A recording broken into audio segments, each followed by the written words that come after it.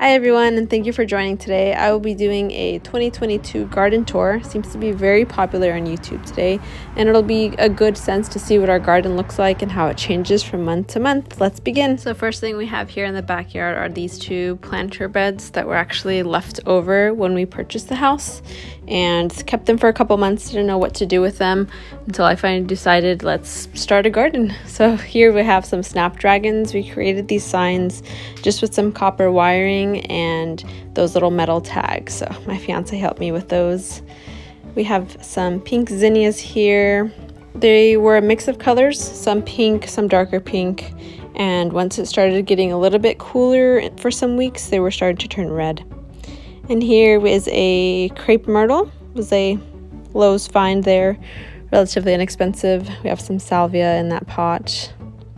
And this is a Filipino violet. It was something new, something unique I hadn't seen. Those little purple blooms you see were all over the plant. Here we have a tiny rosemary. And in this planter bed, I planted ranunculus, started in October. I might have started too early because I do not see any green growth yet. I did about 20 every 2 weeks. So hopefully they come up. And walking over to our back fence here, in the first corner we have some hydrangeas we got in the summer. They were blooming at the time. All of the blooms faded, so I'm hoping they're going to come back next summer. We have some daylilies here up front.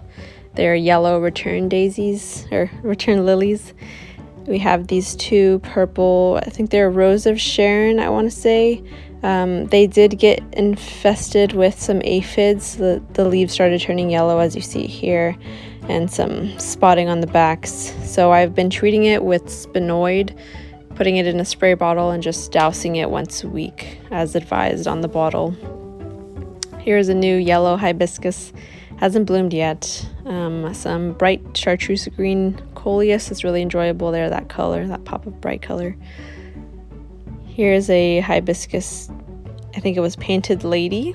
It was one of those Lowe's rejected sort of plants where they just didn't want to manage it anymore. And I thought the braid was really unique on this one. So it was only $15, really nice buy. And it's been loving its spot here. It buds up every now and then and blooms. Maybe 1 or 2 blooms at a time. It'd be really nice to see them all open at the same day. That'd be quite a show.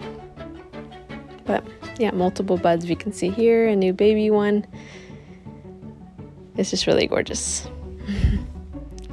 And then I have a columbine down below. I did read somewhere where you're supposed to cut down all the foliage after the bloom to encourage better growth in spring, but this is the only plant I have of the columbine, and I don't want it to die, so I'm just gonna leave the greenery on here and hopefully it blooms again. I did plant some snapdragons here in this back fence garden to see if it would get enough sun to bloom. There is a azalea back there that's doing really well. It's starting to do another winter bloom. It had flushed at the end of summer. Here's some Aztec grasses, really low maintenance, just right under our topiary tree. We decorated for Christmas. First time doing that, so really looks pretty at night when the light shines on it. And here we have a new addition. This is our bird bath I found at an estate sale. Really cute. I think it has a Parisian look, which is what I was going for. We have some blue My Mind Evolvulus. Really cute, dainty, purplish, bluish flowers. They come and go in the morning, and more towards the afternoon they seem to close. Here's some spotlights. We've been playing around on where we want it to point, just because that solar panel seems like it's getting good light here though.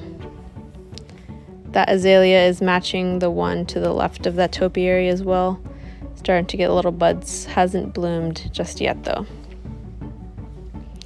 And here we have a bougainvillea. I tried to train it to be a topiary, but it sort of got out of hand and I forgot to trim it to keep it nice and neat on top. So now it's just sort of spiraling out, but beautiful nonetheless, and the blooms are still going strong. Funny story on that one, it actually died in a winter, like a cold snap, but I was able to come back. So here we have a smaller topiary with our Christmas decorations as well. Got a nice star that if it gets ruined, it's fine. It's sort of the rust look on it anyways. Here's some Cereopsis. The first season, so it's still relatively small, but I'm hoping that they mound up and get a bit bigger and more volume on them to get more blooms. Here's some just annual petunias. I just plopped them here because we recently moved a large bowl that was here, and it was sort of just bare underneath this new bird bath, so just plopped in some petunias there. And they'll come out as they fade. I'll put something new there.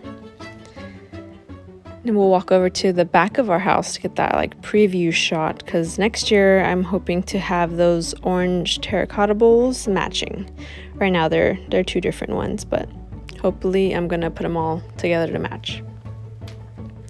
Here we have one of those sweet potato vines that love the sun, and they just seem to grow and mound up here. Just under that, some lilies that have faded, and I think they're starting to try to come back up. It gets protected by this overhang. It's pretty wide, so I was thinking of putting some tulips or daffodils there to control that water that it would get.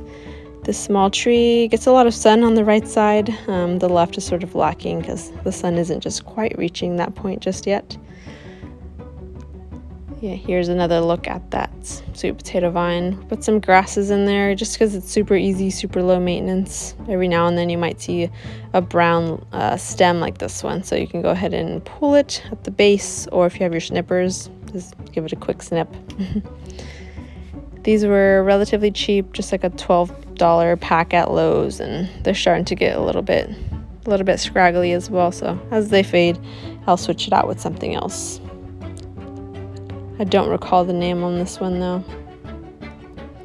The same with these. It kind of has like a sedum style. It likes some sun, but also likes to have the roots wet, but they seem to be doing really good here.